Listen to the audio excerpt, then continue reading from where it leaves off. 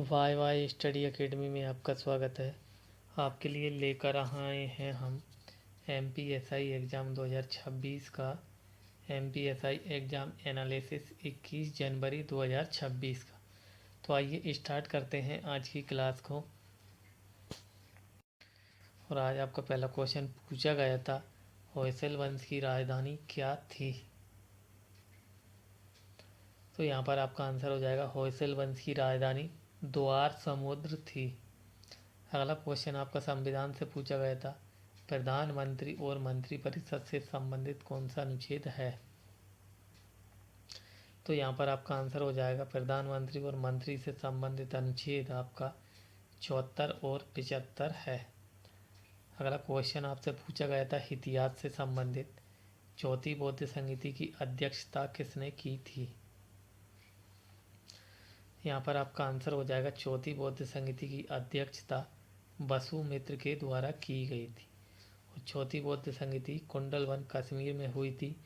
इसी बौद्ध संहिता में बौद्ध धर्म दो शाखाओं में विभाजित हो गया था, महायान और हीनयान नामक शाखाओं में। और यह संहिता आपकी पहली शताब्दी में हुई थी।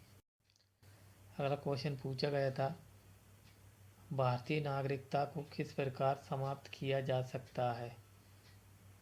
तो दोस्तों यह ऑप्शन के ऊपर डिपेंड करेगा, इसमें आंसर था आपका उपरोक्त सभी।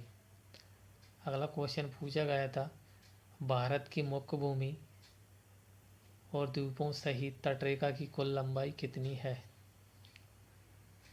यहाँ पर आपका आंसर हो जाएगा भारत की मुख्य भूमि और द्वीपों सहित तटरेखा की कुल लंबाई 7516 किलोमीटर है।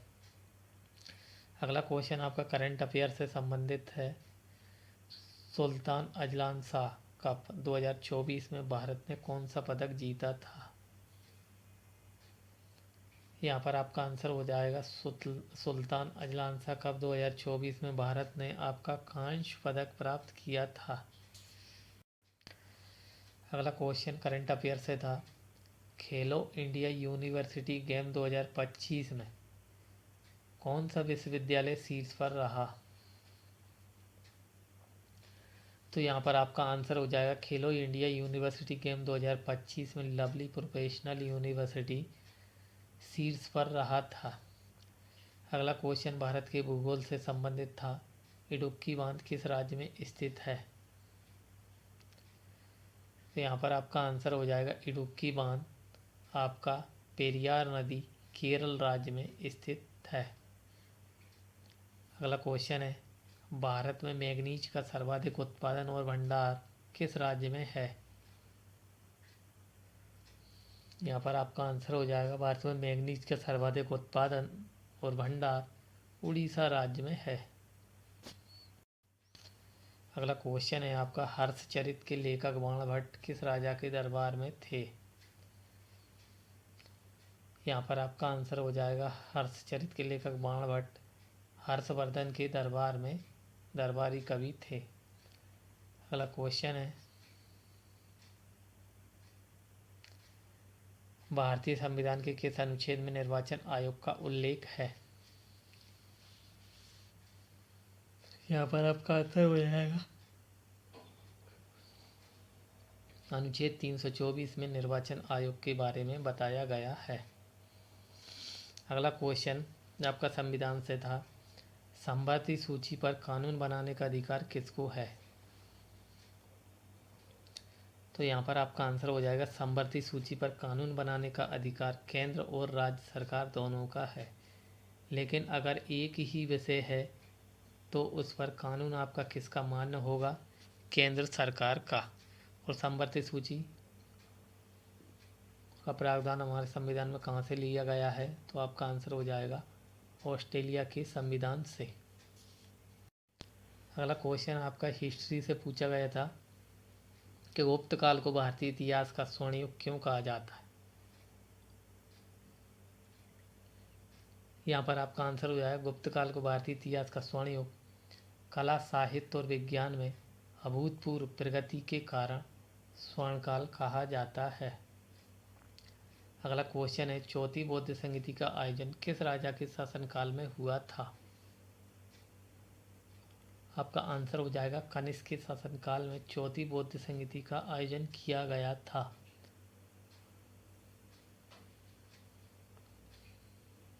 अगला क्वेश्चन आपका पुस्तक से था, प्रसिद्ध ग्रंथ कथा सरित सागर के लेखक कौन हैं? तो आपका आंसर हो जाएगा सरित सागर के लेखक सोमदेव हैं। अगला क्वेश्चन पूछा गया था आपका, भारतीय राष्ट्रीय कांग्रेस की स्थापना 1885 को वर्ष 2025 में कितने वर्ष पूरे हो गए हैं? तो यहाँ पर आपका आंसर हो जाएगा 140 साल। दोस्तों, इससे रिलेट करके आपसे पूछ सकता है कि जब भारतीय राष्ट्रीय कांग्रेस की स्थापना हुई थी तो उस समय गवर्नर जनरल कौन था? तो आपका आंसर हो जाएगा लॉर्ड डफरिन के शासनकाल में भारतीय राष्ट्रीय कांग्रेस की स्थापना हुई थी।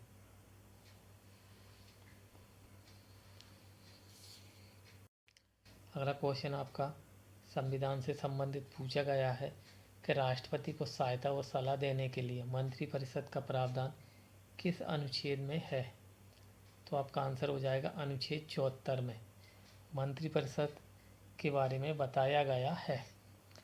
अगला क्वेश्चन जो कि संविधान से था, संघ लोक सेवा आयोग के सदस्यों की संख्या और शर्तों की शक्ति किसके पास है? तो यहाँ पर आपका आंसर हो जाएगा संघ लोक सेवा आयोग के सदस्यों की संख्या और शर्तों की शक्ति राष्ट्रपति के पास है। अगर आपसे पूछा जाए संघ लोक सेवा आयोग का वर्णन भारतीय संविधान के किस अनुच्छेद में है, तो आपका आंसर हो जाएगा अनुच्छेद 318 में। और संघ लोक सेवा आयोग के जो अध्यक्ष की उम्र होती है वो आपकी 6 वर्ष या फिर 65 साल की उम्र तक होती है, जबकि राज्य लोक सेवा आयोग की अध्यक्ष की पदावधि आपकी हो जाएगी दोस्तों 62 वर्ष उम्र और 6 वर्ष समय।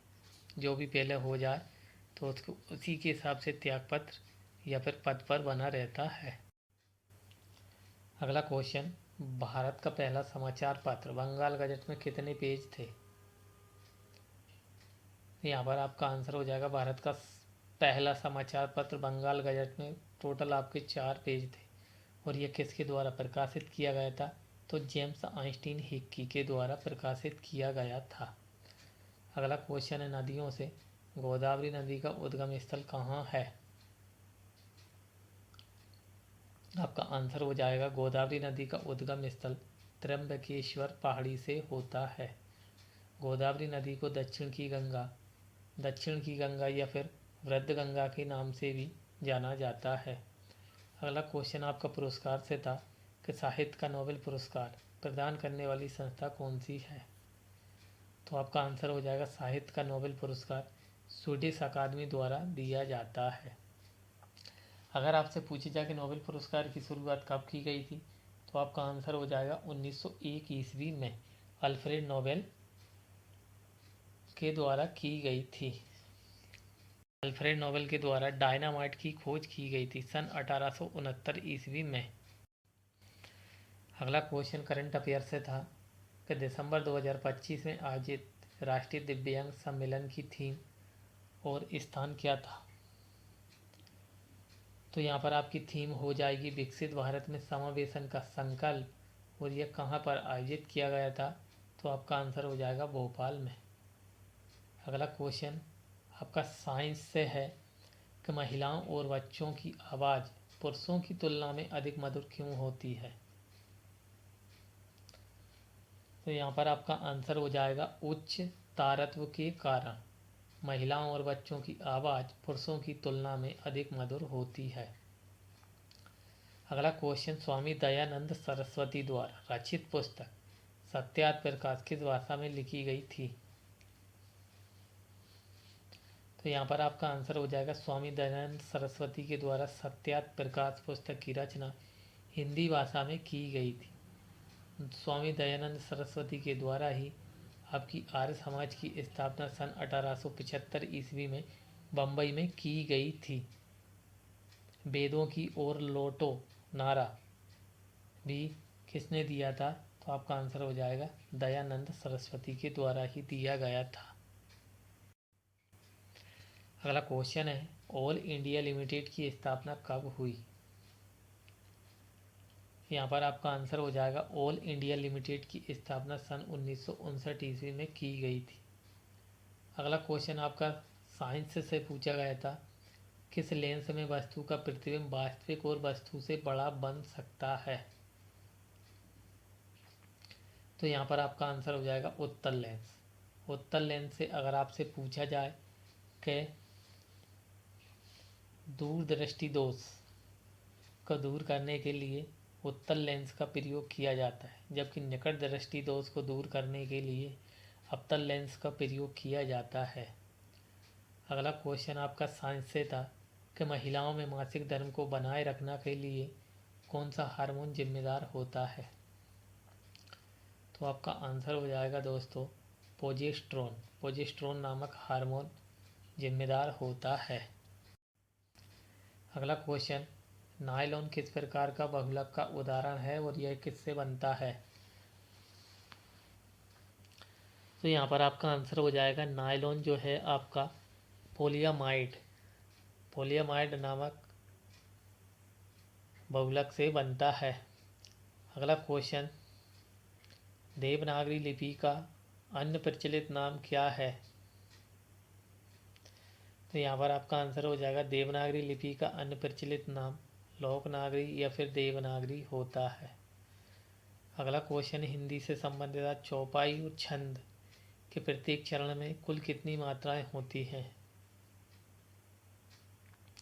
तो आपका आंसर हो जाएगा चौपाई छंद के प्रत्येक चरण में कुल 16 मात्राएं होती हैं। अगला क्वेश्चन संविधान से था कि राजभाषा अधिनियम किस वर्ष पारित किया गया था? यहाँ पर आपका आंसर हो जाएगा राजभाषा अधिनियम सन 1963 में पारित किया गया था। अगला क्वेश्चन है, राजभाषा संकल्प का मुख्य उद्देश्य क्या था? यहाँ पर आपका आंसर हो जाएगा राजभाषा संकल्प का मुख्य उद्देश्य हिंदी के प्रसार हेतु त्रिभाषा सूत्र को बढ़ावा देना था। अगला क्वेश्चन है, वेब ब्राउज़र में एड्रेस बार पर जाने की शॉर्टकट की क्या है? तो यहाँ पर आपका आंसर हो जाएगा वेब ब्राउज़र में एड्रेस बार पर जाने की शॉर्टकट की आपकी F6 होती है। तो दोस्तों, आपको ये हमारी एनालिसिस वाली क्लास कैसी लग रही है? प्लीज़ लाइक और कमेंट करके बताएं और हमारे चैनल को सब्सक्राइब करें। मिलते हैं अगली क्लास में। जय हिंद, जय भारत, जय बाबा साहब, जय संविधान।